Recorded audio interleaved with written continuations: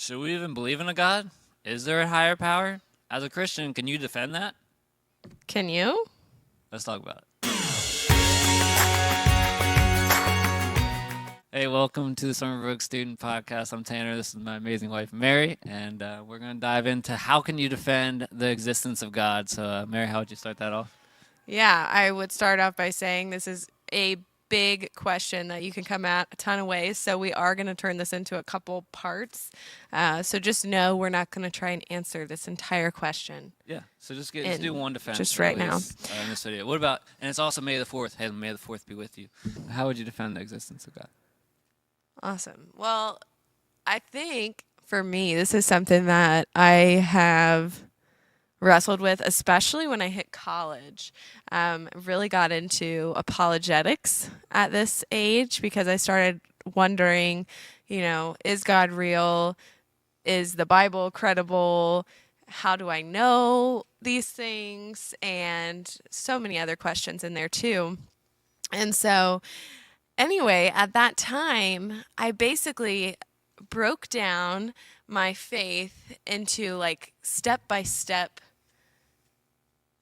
tiny pieces so that I could defend it in my mind, if that makes sense. Instead of just saying, these are all the things I believe, for a while I would walk myself through, well, I believe in God because of this. And then this makes sense to me, so this. And it was kind of like just almost like a mathematical equation of I've established that A equals this, so then B can equal, does that make sense? And so for me, the starting point was actually with creation, the fact that we're all here. Like, I believe that I'm here right now. And if you look at Rene Descartes, that was something he kind of talked about. I think, therefore I am. There's like the Latin phrase, ergo something, if you remember what that was. But anyway, so I'm sitting here and I believe this is a real thing. I don't think I'm dreaming right now. So if I've been created and the world around me is created, well, where did it all come from? And I know that I don't believe that something came from nothing. So I would start there. I would say, okay, if something did not come from nothing, and this is not just something, by the way, this is highly ordered. There's so many incredible constants, gravity, second law of thermodynamics. You can go on and on of just the fine tuning that you see.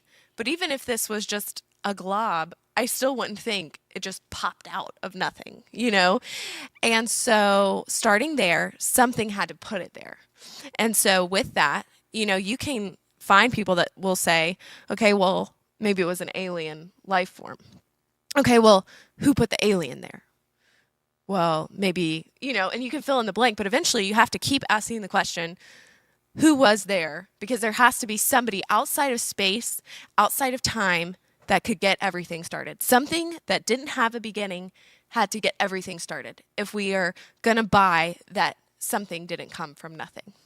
And even if people say, there was that primordial soup argument of the molecules sort of just came together. Well, where did the molecules come from? Where did these gases that were there, where did they come from?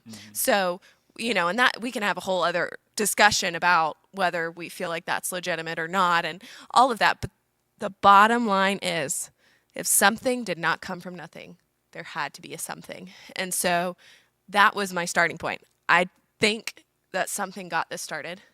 And logically in my mind, if I'm saying that there was a thing that got this started that had to be outside of space, outside of time, then I think that a deity is the best explanation for that. Yeah, William Lane Craig says it this way. He talks about the Kalam cosmological argument that goes... What? Can you say that again? Kalam cosmological argument. Ooh, smart. The first premise is, step one, everything that begins to exist has a cause. Premise two, the universe began to exist. Premise or conclusion, therefore, the universe has a cause. And so one is everything that begins to exist has a cause. So nothing, everything comes from something. That things can't come from nothing. That's what you were saying. So that's the first premise. If you agree with that, then we go to the second premise. The universe began to exist, and basically all of science now is showing that the universe has not been here eternally. that it had a beginning point, and they say the Big Bang. And Christians actually think the Big Bang's a reason not to believe in God, but the Big Bang actually is a reason to believe there is a God, because it shows the universe had a beginning, which means it had a cause. Because everything that begins this has a cause. The universe had a beginning, so therefore the universe has a cause, which points to something outside of time, space, and matter. That's intelligent and it's personal, because it had to have the ability to choose to start something when there was nothing, to choose to start it. And so what is that personal, intelligent, outside of immaterial, timeless, spaceless thing? It points to a higher power, which is God. And so we don't get the Christian God yet, but that definitely gets us started with, wow, believing in God does make sense. That's awesome. I love that you were able to synthesize what took me years to work through in college into like 2 minutes. Hey, That's awesome. watch some William and Craig. He's great. We like Dr. Craig a lot. Yeah, I think that makes sense, and as you synthesize that down, those are questions you can ask yourself as well as a student.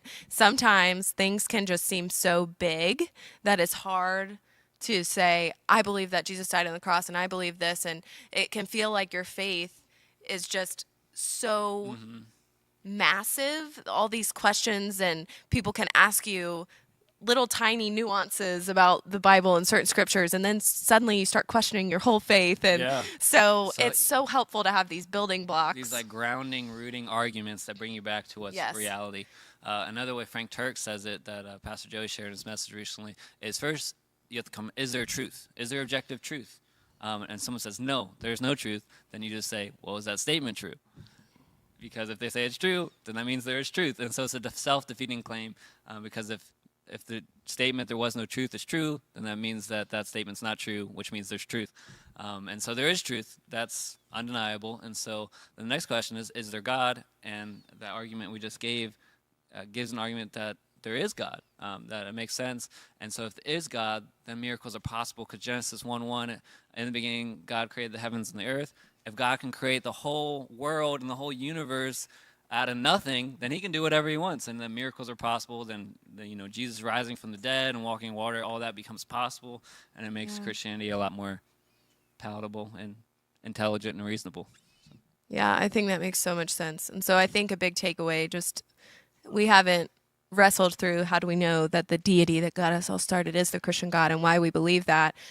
In this podcast, we're going to try and do that next week. But I just think for starters, you can do exactly what you just said. Start with that question and go back and say, I'm here. How did I get here? How did this world get here? And if you can just start with that. And I have had so many different conversations growing up, people in random places. I was at a dance one time, and there was a guy there. Don't worry, honey, we didn't dance. And we were talking about this exact subject, and he had a different idea of what put our world kind of getting started. And I just got to keep asking, well, so what put that there? And I didn't have to be worried as a Christian trying to defend my faith. I just, again, like you were sharing before, burden of proof, just ask the question. So then what did put that there? And you get to a point where there's nothing else to draw from. And I've asked this question with adults who were, 10, 15 years older than me. And really, it was such a great conversation, because I think it caused them to really start considering Christ when they were able to open the door that, well, if God did create the world, then who is this God? And so anyway, just I would challenge you to use that, because it's really practical and really simple, but just, well, then who put that there, basically? Yeah, and if you ask that about God, who put God there? Well, that's who God is. He's this uncreated, eternal, timeless being that has a deity, which is just this self-existence that he's always been there. He doesn't need anything to create him. That's what God. Another person that says it, if you can think of something, a higher power that's greater than God, or something that's better than God, well, that's actually God. And so God is the greatest feasible, comprehensible being that you could ever think of. And so much better than we can even and better than that, because we're limited, finite human beings. So this is cool, though, because we have been talking about this with our kids at home in the book we've been reading them. And we were talking about how God has always been alive. And that's just a concept that seems so vast. But if you really think about it, there had to be somebody outside of space and time to get this started. So, cool. Well, thanks for thinking with us, guys, and be strong in your faith, defend it, and